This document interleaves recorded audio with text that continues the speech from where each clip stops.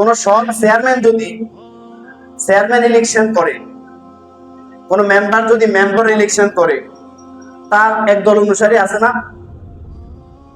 এখন তার একদল অনুসারী তার প্রতি সবসময় অনুগত।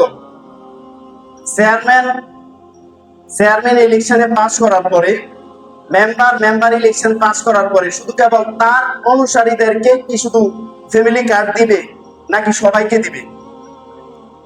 যদি মনে করেন তার নগণ্য অনুসারীদের কারণে সে পাস করছে এই চিন্তা করে ভাবে, তাহলে সে ভুল করবে, ঠিক কিনা?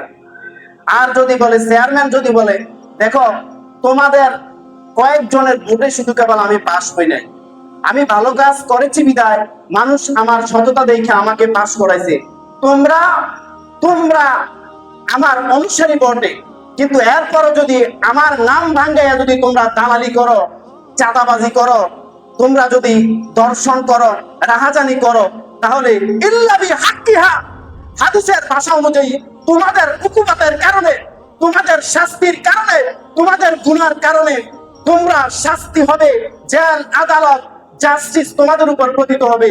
দেখো অন্যায় করার পরে আমার নাম ভাঙ্গাইয়া তোমরা দালালি চাঁদাবাজি করো না, ঠিক কিনা? এটাই হচ্ছে হাদিস। আমার নবীজি বলছে, আমি তোমাদেরকে আল্লাহ এবং আল্লাহর দিকে ধাবিত করার জন্য এসেছি। তোমাদের প্রথম কাজ হচ্ছে এ কথার উপর সাক্ষ্য দিবে আল্লাহ ছাড়া কোনো ইলাহ নেই এবং আমি হচ্ছে আল্লাহর রাসূল, আমি যা কিছু নিয়ে এসেছি তার প্রতি ঈমান আনবে। আর যদি তোমরা তা মানো, তোমরা অবশ্যই তোমাদের সম্পদ এবং তোমাদের জানমাল আমি নবীর উপর নিরাপদ।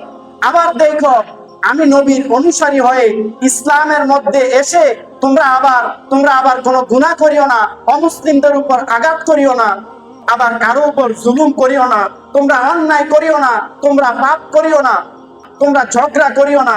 আর যদি করো, ইসলামী শরীয়তের নিয়ম অনুযায়ী ইসলাম গ্রহণ করার পরেও যদি কেউ কারো উপর জুলুম করে, ইল্লাবি হাক্কিহা, তার জুলুমের কারণে একমাত্র সেই ইসলামী দণ্ডবিধি অনুযায়ী, ইসলামী the first source of Islamic knowledge, the second source of Islamic knowledge, কোরআন এবং সুন্নাহ অনুযায়ী একমাত্র সে তার উকুবত বা শাস্তি গ্রহণ করবে, সে যতটুকু পাপ করেছে, ঠিক কিনা বলে সুবহানাল্লাহ।